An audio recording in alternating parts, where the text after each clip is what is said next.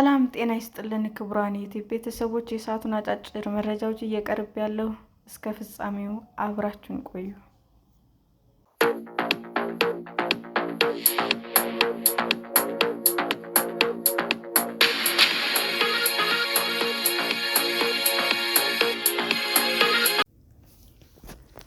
ከፌዴራል መንግስት ለትግራይ ክልል የሚላከው በጀት ተቋርጧል።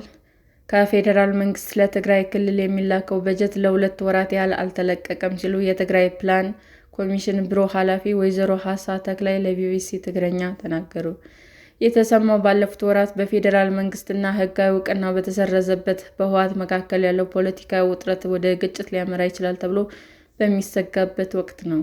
ወደ ክልሉ የሚገባው ነዳጅ በቂ ባለመሆኑ በአጠቃላይ ህዝባዊ እንቅስቃሴ ላይ ችግር ተፈጥሯል ሲሉ ቢቢሲ ትግረኛ ያነጋገራቸው የክልሉ ባለስልጣን ገልጸዋል። ከተቋረጡ በጀት መካከል 844 ሚሊዮን ብር የካፒታል በጀት መሆኑን የተናገሩት የክልሉ ፕላን ኮሚሽን ኃላፊ በተጨማሪ ከፌዴራል መንግስት በድጎማ የሚሰጥ እንዲሁም ከትግራይ ጦርነት በኋላ በየወሩ ይከፈል የነበረው ገንዘብ ይገኝበታል።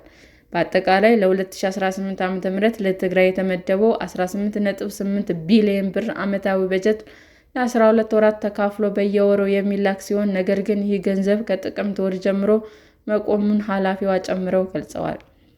ወደ ትግራይ ክልል የሚላከው በጀት መቋረጡን በተመለከተ እስካሁን ከፌዴራል መንግስት የተሰጠ ይፋዊ ማብራሪያ የለም። ቢቢሲ ከገንዘብ ሚኒስቴር ምላሽ ለማግኘት ያደረገው ጥረትም አልተሳካም።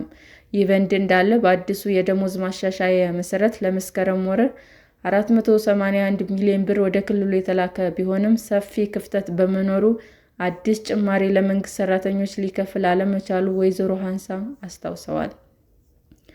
የሁለቱም ወራት አንድ ላይ ጥቅምት ወር ለመስጠት አቅደን ነበር። ሆኖም የጥቅምት ወር አልመጣም። አሁንም ህዳር 23 ላይ ደርሰናል። ምንም አልተላከም።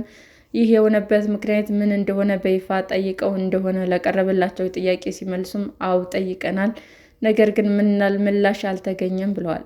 ጥቅምት 12 2018 ዓ.ም ወደ ትግራይ የተላከው ከ2 ቢሊዮን ብር በላይ ዓመታዊ በጀት የኢትዮጵያ ብሔራዊ ባንክ የሚታረሙ ስህተቶች ስላሉበት በሚል እንዲመለስ የሚጠይቅ ደብዳቤ በማህበራዊ ሚዲያ ወጥቶ ነበረ። ቢቢሲ ደብዳቤው ትክክለኛ መሆኑንም አረጋግጧል። ነገር ግን ወይዘሮ ሀንሳ ደብዳቤውን በተመለከተ እነሱ ቢሮ ጋር የደረሰ ነገር አለመኖሩን እንዲሁም ለእርማት የተመለሰ በጀት ግልጽ እንዳልሆነላቸውም ተናግረዋል። የተላከው ገንዘብ መጠን ስህተቱ አልታየንም ያሉት ኃላፊዋ በአጠቃላይ በጀት ለማገድ ምክንያት የሆነው ምን እንደሆነ ከመገመት ውጭ በይፋ የተሰጣቸው ማብራሪያ እንደሌለም ተናግረዋል። ከባድ ችግር ውስጥ ነን። የትግራይ ጊዜያዊ አስተዳደር ፕሬዝዳንት ሌተናል ጀነራል ታደሰ ወረደ በአክሱም የጽዮን ማርያም ዓመታዊ ክብረ በዓል ላይ ተገኝተው የክልሉ በጀት ከፌዴራል መንግስት እየተለቀቀ እንዳልሆነና ሌላ ዙር ግጭት እንዳይፈጠር ጥረት እየተደረገ መሆኑንም ተናግረዋል። የክልሉ ፕሬዝዳንት በበጀት እጥረት ምክንያት የወር ደመወዝ ለሰራተኞቹ እንኳን መክፈል የማንችልበት ደረጃ ላይ ደርሰናል ብለዋል። የዓመታዊ በጀቱ መታገድ ያደረሰው ጉዳት አለ ወይ ብለው የተጠየቁት ወይዘሮ ሀናስ እንደ ክልል ገቢ መሰብሰብ እንኳን አልቻልንም፣ ገንዘብ መድበን ሰራተኛ ከፍለንና አሰማርተን ነው መሰብሰብ የምንችለው፣ ያንን ማድረግ አልቻልንም ብለዋል። ከወረዳ ወይም ወረዳና ከተማ ወደ ከተማ ልዩነቶች መኖራቸውን የጠቀሱት ኃላፊው አንዳንድ ዋና ዋና ከተሞች እንደ ሽረ፣ መቀለና አዲግራት ያሉ ለጊዜው ከራሳቸው ገቢ ደሞዝ መክፈል ቢችሉም በዙሪያው ያሉ ወረዳዎችና የገጠር አካባቢዎች ደሞዝ መክፈል አቁመዋል በማለት ቅሬታ ያቀረቡ እንደሆነም ተናግረዋል። በዚህ ምክንያት አንዳንድ የመንግስት አገልግሎቶች እስከ መቆም ደርሰዋል በማለት ይህ ሁኔታ ወዴት ሊያመራ ይችላል የሚል ስጋት መፍጠሩ ተናግረዋል። የክልሉ በጀት የፌዴራል ምክር ቤት በሚያቀርበው ቀመር መሰረት ክልሎቹ ከፌዴራል መንግስት ቀጥተኛና ቀጥተኛ ያልሆነ ዓመታዊ በጀት ያገኛሉ። በተጨማሪም በሀገሪቱ ውስጥ በሚከሰቱ ለውጦችና በመንግስት ውሳኔዎች መሰረት ፕሮጀክቱ ተኮር እርዳታና ድጎማዎች ከፌዴራል መንግስት ለክልሎች ይሰጣል። በኢትዮጵያ በቅርቡ የተመሰረቱትን ክልሎች ጨምሮ በአጠቃላይ 12 ክልሎችና 2 የከተማ አስተዳደሮች አሉ። ዓመታዊ የበጀት ድልድል በሚካሄደው ከህዝብ ብዛትና ከሌሎች መሰረታዊ ፍላጎቶች በመነሳት ነው።